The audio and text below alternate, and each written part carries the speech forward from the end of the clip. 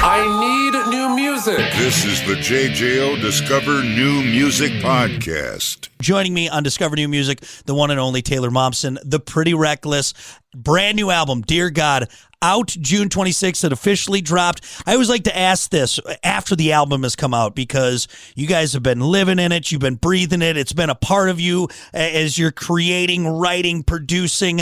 Now that it's out there in the world, it's in the ether. How are you feeling? Is there relief? Is there jubilation now that the record is in the hands of the fans? Of course. It's because, keeping a record in your back pocket, which is what we've kind of been doing for the past 2 years. I mean, we were making it over the course of the last 2 years while we were in between AC/DC tours. Mm-hmm. And so it's this very weird dichotomy to go out and play old material and then go home into the studio and work on new stuff, and just kind of sitting there with it, knowing that it's there and it exists and you're all excited about it, but you can't share it yet. And so to have it finally out in the world and to be on tour playing new material and, seeing the fans' responses and everything, it's so exciting. It's the greatest time of a band to be in a band is new record. I can imagine. And you did mention there in that process and living with it, because I'm sure a big topic of the interviews as we're promoting Dear God is the length of time. It's the first new album and new music since 2021. And I know it hasn't been quite that long for you guys creatively, but when it was time to start on new music, was that planned? Did it just kind of happen organically? How did we get to Dear God? It always kind of happens organically. I think that, I take a long time to write an album just because I have to live life in between, I have to have something to say. And so this one came around, this one took longer because of the recording process itself, because we got interrupted by AC/DC, which is a very weird thing to say out loud. We finished touring Death by Rock and Roll, and I called my agent and I said, we're done touring, no more shows. And he goes, okay, good to know, but even if it's for something really big. And I said very flippantly, like a joke, I said, unless it's like, AC/DC or the Rolling Stones, no, I'm going in the studio. And he goes, okay, cool. And we get in the studio and we're on a roll. Like, I can't express how great this time was. Like, it felt like the first record, like everything was just flowing and we were capturing lightning in a bottle, like the whole thing. Mm-hmm. And my phone rings and it's my agent and he goes, Taylor, you're not going to believe this, but AC/DC just called and they want to take you out. So needless to say, we had to hit pause on the recording and to go out with them, because there's some things you don't say no to, and that's one of them. So the recording process took longer, but the record was already written and ready to go. And so it was just a matter of like finding the scheduling and the time to get it all done. So I want to touch on that because you kind of led into a question that I did have. But first, let's just quick touch on AC/DC, because you guys are going to be at Camp Randall this Sunday. We cannot wait with them. And I'm sure as a fan, as you obviously mentioned, one of the few bands you brought up that you would cancel whatever you're doing to go be with. Do you still have to pinch yourself sometimes? Do you have playing with AC/DC on your Pretty Reckless bingo card when you started the band in 2009? No, of course not. In no world did I ever think that would happen. I mean, I grew up listening to AC/DC, like AC/DC live at, I had to pinch myself the first time we played Download Festival in the UK, because that's, it's Donington. And I grew up watching AC/DC live at Donington as one of my favorite concert films ever. And so the first time we were on that stage, I was pinching myself. Never in my wildest dreams that I think that we would be opening for them for 2.5 years all around the world. And not only that, like getting to watch their show every night is amazing. All the things from the outside perspective that are amazing are as amazing as you think they are. Yeah. But now I can genuinely sit here and say, I'm really good friends with Angus. Yeah. Like, I'm really good friends with AC/DC. And it's a very weird thing for me to even wrap my head around when I say it out loud. It's crazy. Life is surreal, man. I am insanely jealous, by the way. I was just talking with some of our friends here on the call, and it's my favorite band of all time.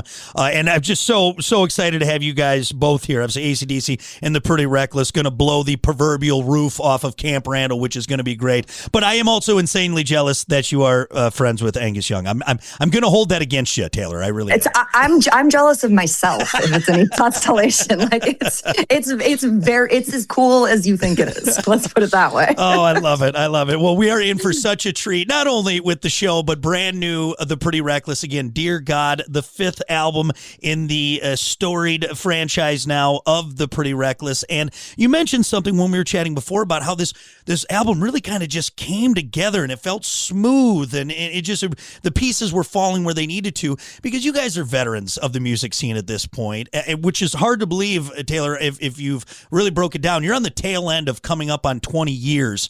So isn't that weird? It's crazy how that works, right? And here we are almost 2 decades in. So with that said, and you talking about this album piecing itself together, were there any surprises in making this record for you as a band, for the fans maybe that they'll take away from this?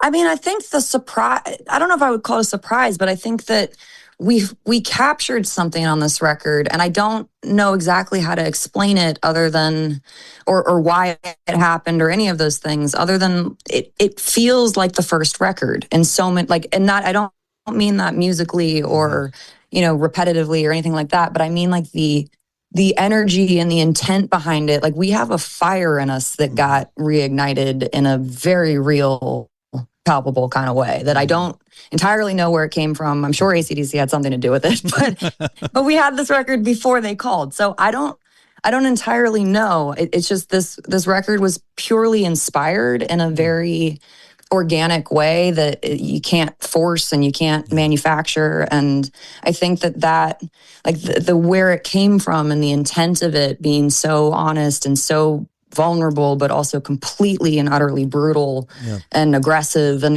doing all the things. It just feels like us. Like, I feel like we've really come into who we are as a band, and this record really captures that. Like, it has all the fire of the first album, but from a mature, grown-up perspective. And it's very exciting to us. Like, I'm very, very proud of it. Well, and that's, as a fan, it's exciting to hear. And I don't want to put words in anybody's mouth, but do you think maybe it's because you guys, you made the first record, which is always so exciting. You get signed, you're like, all right, this is us, after you've, paid your dues on the smaller circuit, and then you finally get that. But then you got to kind of toe the record label line, and I don't mean that in a bad way, but you kind of have a list of things you have to do, and now here you are, 5th album, it's kind of earned, where you get to go back and be like, this is us. I don't know. Because we've never made music for the label, or, we've been on indie labels, and like we always have done it our own way. I think the reality is I'm just older and I've lived a lot of life at this point, and I've kind of come into my own in a way where I'm accepting of all aspects of my life, and all of that is something to draw upon when writing, and I think that there's no closed doors, there's nothing hidden, and I think that there's an exposure to this record of me and my life that is so pure and honest that I think it's very freeing feeling to me. What was that hard to tap into, or was it very easy for you to tap into this more honest, more raw version of you and your band? It came really naturally, and I think that that's why it's so special. It wasn't something that I calculatedly turned on or off. It was just when I started, like, this record is very much it's ripped almost directly from my diary. So there's an uncensoredness to it that is, which I had to kind of look at I never thought of it until like the day before it came out. And then I went, this is quite exposing, but all right, we're in it. Here we go. So I think, because I make music and write songs for me. It's been this tool and this thing that I've done my whole life that allows me to kind of process my life and who I am and how I see the world and see myself and, all those things. Yeah. And I think just the more life I've lived, the more there is to pull from, the more there is to say. I love it. And if people weren't excited already, just hearing that personal take and that real look into you, the artist that we've come to know and love, and the band we've come to know and love, I think this is just such a treat for everyone. Again, Dear God, it's out now, dropped on the 26th, and you guys are busy, busy, busy. I did notice in this that this record, much like Death by Rock and Roll, it was you, Ben, and John that handled the production side of things. Why is that dynamic between the three of you important to continue with this latest record like you did with Death? Well, I think we've always done that. We have a very tight knit unit in the Pretty Reckless world, and the first few albums were all done with Kato, and he was essentially the fifth member of the band. He just didn't tour with us, and then we lost him, and Death by Rock and Roll was the first record after that loss, and so we had to kind of figure out how to do this without him. And luckily, I knew one other guy. I had a very good friend named Jonathan Wyman, who's a fantastic engineer. And so we called him up, and collectively, me, Ben, and John produced Death by Rock and Roll. And we've always come from the ethic of the Beatles in the way that, like, I want to build upon what we did last time with the person we worked with previously, because we want our George Martin. We want we want the producer to be a part of what we're doing, because it's part of the evolution. It's not, I'm not looking to producer hop and have them insert their sound into our band. Like, we know what we want to sound like. The songs dictate what the songs should sound like. Right. So it's just simply about trying to get into a room and have what I hear in my head come out the other end of the speakers so everyone else can too. I love it. And so collectively, that's, I think we accomplish that by a lot of hard work, but it works. It's a good team. So why change something if you don't need to? And I think that just goes with the long-standing what's the word? Long-standing way you guys have been. Yourself, the band, you're unapologetically you, and I'm so excited that we got even more of that during this new record and in this new record. Well, look, we got to do rapid fire before we get you out of here, but I have one last question. An alien comes down. He has time to listen to one song on this new record.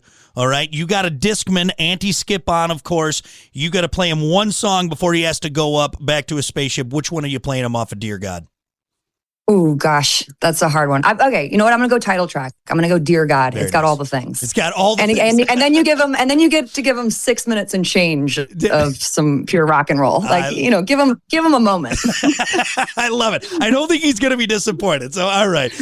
Well, again, Taylor, the Pretty Reckless, Dear God, it's out now. Now that we got the important stuff out of the way, I got just a minute or two. We're going to do rapid fire. There's no wrong answers. You just go with your gut, okay? All right, sounds good. All right, riff first or lyric first? Depends on the song, but depends on the song. Depends on the song. That's okay. No wrong answers. Do you like the whistle solo in Winds of Change or Patience? Patience. Very nice. Sneakers or sandals? Sneakers. Billy Corgan or Billy Idol? Corgan. Vanilla Ice or Ice Cube? Ice Cube. Very nice. Vanilla Ice never gets any love on that. One of these days, someone's going to pick him, but for now, we'll go with that. Well, There's a time and place for Vanilla Ice. I guess there's a time and place. Choco Taco or Flintstone Push Pop? Flintstone Push Pop. Very nice. Ooh, now I really want one of those. Aren't they it's so hot here where I am. I'm literally right down the road from you, and I've been sweating for like 5 days straight. So we'll get some Flintstone Push Pops together. That was like a childhood go-to. That sounds good. I don't have one of those in years. At the pool, you're there getting some sun after you just did a sweet jackknife off the diving board. Hook me up. Oh, it's the greatest. Totally. All right, last one. Would you rather fight 100 duck-sized horses or one horse-sized duck? Wait, 100 duck-sized horses. Or one horse-sized duck? One horse-sized duck. Give me a sword. You got one head. You just... You're ballsy in that. Not a single beat missed on that one. I love it. No, a whole bunch of little things. I'm just picturing gremlins in my head right now, and that sounds like a nightmare.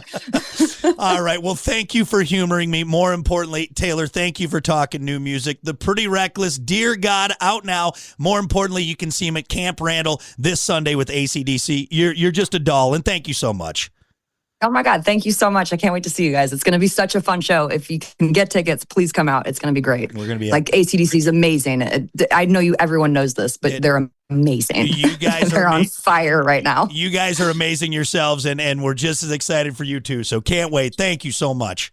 Awesome. Thanks, dude. Talk to you soon. Listen, rate, share, subscribe. Discover new music now at WJJO.com, in the JJO app, or wherever you get your podcasts. Brock has a new interview every Thursday evening between 6 and 7. 94.1 JJO.